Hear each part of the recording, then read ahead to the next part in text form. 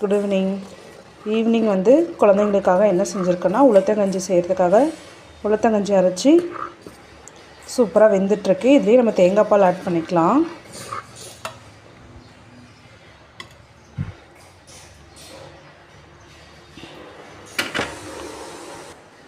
தேங்காய் பால் வந்து தேங்காய் அரைச்சி பால் மட்டும் எடுத்து வச்சுருக்கோம். ஏலக்காய் தட்டி போட்டிருக்கோம் ஏற்கனவே.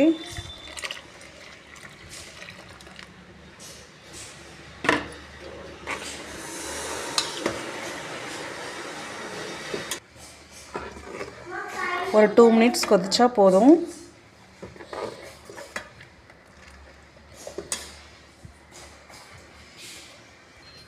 உலர் திராட்சை கொஞ்சம் ஆட் பண்ணிக்கலாம்.